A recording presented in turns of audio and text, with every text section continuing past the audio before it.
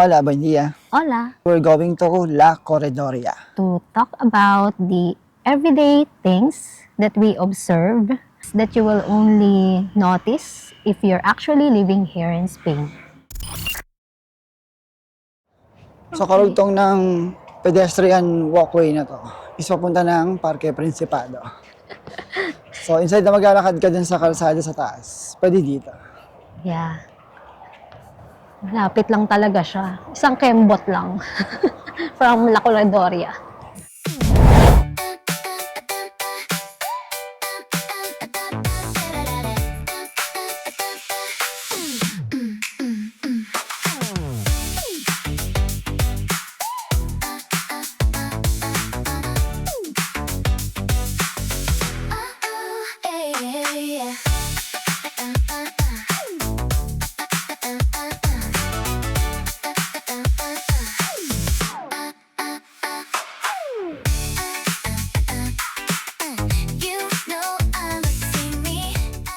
We found another senda here.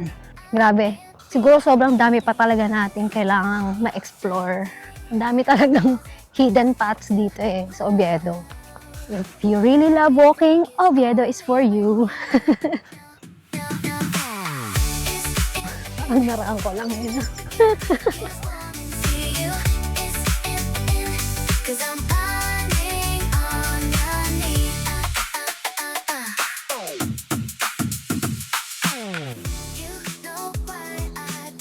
Never thought na may ganito dito.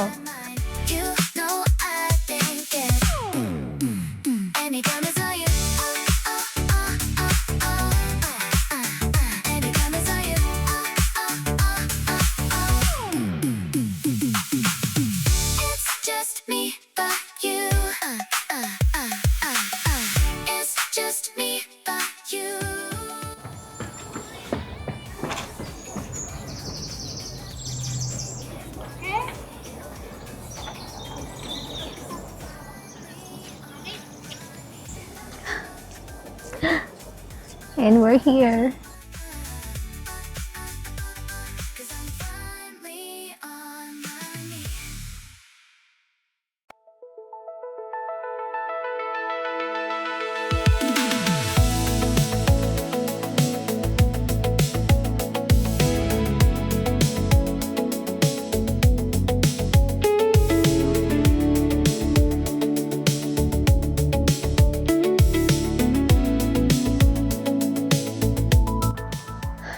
Ayan, nakarating na po kami ng Parque Principado and IKEA. Yeah. IKEA sa likod namin. Here yung Parque Principado. Sa paglalakad lang. Okay, our next topic is about food, restaurants, and eating habits. Usually dito, pag umorder ka sa restaurant, ang una lang tatanungin sa iyo is yung ano yung drinks na gusto mong inumin. So before ka pa umorder ng iba pang pagkain, yun yung pinakauna lagi, yung drinks. Para habang nag-iisip ka ng orderin mo, umiinom ka na. Well, except sa fast food, of course. Except dito sa mall. Yung usual sa mga restaurant, kailangan mo magpa-reserve or sita. Especially kapag marami kayo. Para sure na meron kang lamesa na makakainan pag maraming tao. At yung iba pa nga, nagbe-vermouth muna sila. Pupunta muna sila sa isang bar para mag-vermouth and then pupunta na sila sa kainan talaga. May ganung practice din dito. Na-culture shock kami. Yung food portions talaga dito, ang laki. Kami, kaya namin paghatian kasi hindi kayang ubusin ng isang tao. Siguro pag malakas kang kumain. Yeah. And here kasi, uso yung tinatawag nila na menú del día. 3 servings or tinatawag sa Pilipinas na course meal. Eh di ba sa atin, usually sa mga high-end restaurant lang yung course meal. Dito, pag umorder ka ng menú del día, meron kang primero, unang meal ng pagkain, and then segundo, yung pangalawa, and then meron ka pang postre sa dulo. Kompleto. May dessert ka na. Sa segundo pa lang, Ako nga, primera pa lang. busog ka na kasi malalaki nga yung portion. Uso dito yung tinapay. Ito, kahit nga itong order ko, may kasamang tinapay. So sa atin, rice, here, pan. Pero yung kape dito, ang liit. Bitin na bitin siya. Another thing, hindi culture dito ang tip. So, unlike sa Pilipinas or sa US na minsan kasama na sa babayaran mo yung tip. Parang required talaga. Required. Here, hindi. Hindi ka required na mag-tip. Nag-enjoy ka dun sa serving o saka sa pagkain, up to you, pwede ka magbigay ng tip. Pero again, hindi siya required. Yung time difference ng pagkain nating mga Pilipino versus sa Spanish time. Ang oras ng dinner dito is like, Mga 9. oo, mga 9 ganon, onwards. 9 onwards. So, yung breakfast, hindi alas 7 ng umaga. Para sa mga pumapasok. Oo, depende kapag nga may pasok ka, of course. Pero normally, it's 10 a.m. Tapos, yung lunch, normally, 2 p.m. 2 to 3. 2 to 3 p.m.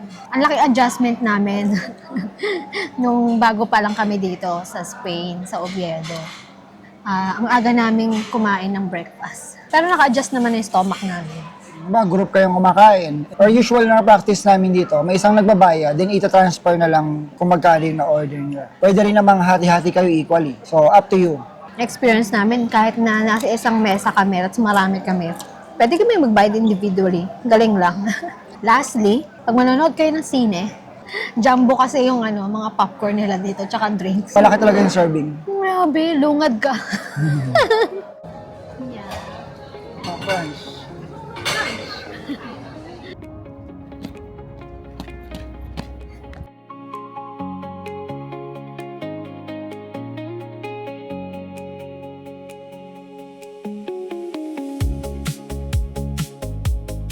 Dito tayo. Wow. Ang ganda ng puno. I like it.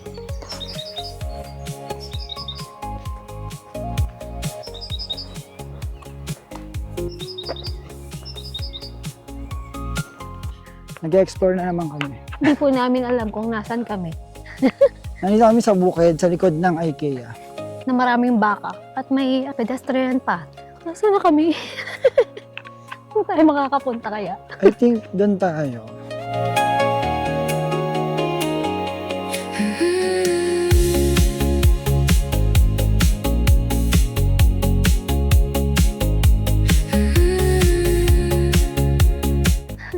Alam mo yung gantong scene? Nasa parang probinsya, like Bicol, ganyan.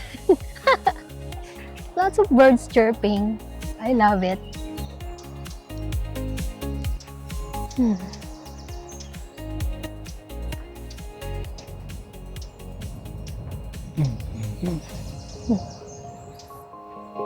At the end of the tunnel. Nasaan? Yan.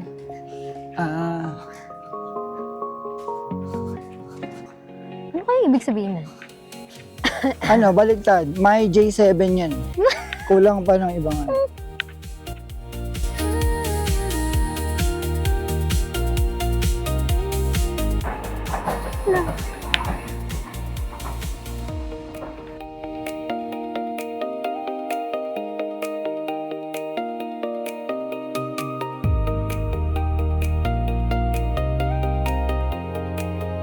Oh, ganda. Selfie tayo, dear.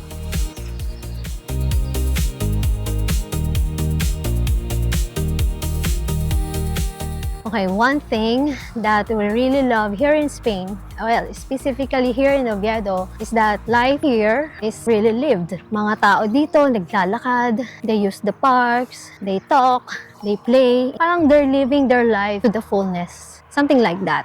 In summer, we also observe na kahit sa mga parks, may nagsa-sunbathing. Common sa mga beach lang nag-sunbathing. Pero here, even sa park, nagsa-sunbath sila. Bar and cafes are family friendly. Not like in the Philippines na yung mga patay sinde. Here, yung bar and cafe almost the same lang. And pwede yung mga bata. Yung mga museum here, libre din. Free, walang bayad. Talagang yung culture is very accessible if you want to learn the culture here. Libre nga din yung language para makapag-aral. Oo. Cross Roja, If you libre. want to learn the language, Inalapontan, libre din. yeah. So here sa Oviedo, as per our experience, very calm din yung New Year. Walang papotok. Maybe meron, but isolated, pero napakatahimik. When it comes to fun run, they're serious. Yeah. Fun run here is really a competition. Yeah.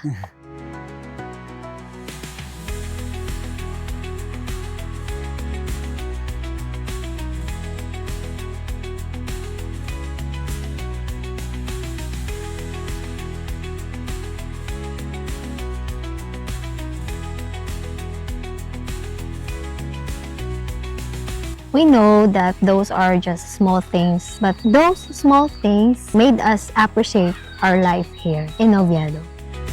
And if you're thinking of moving here in Oviedo or in Asturias, we hope that this gave you a real glimpse of what daily life is like here in Oviedo. So if you like more contents like this, Please like, share, and subscribe. see you in our next adventure. Hasta luego!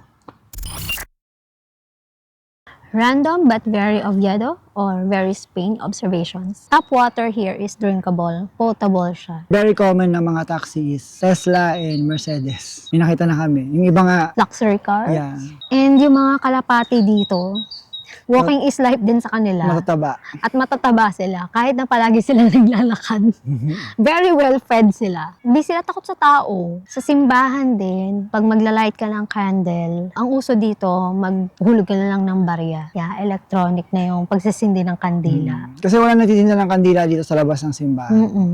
Maghulog ka lang ng barya. Tapos may sisindi na na kandila for you. Galing. It's a mix of tradition and technology. 'Di ba? You're in Oviedo. I think hindi naman siya yung pinaka-importante. Pero observation talaga namin siya. Yung mga police dito, they're so good looking. And fit, yeah. Para sila mga model na nag-gym. Top models, parang gano'n. Ang kagwapo nila. Yeah. Ano sabi? Yummy. Yummy. Mga yummy.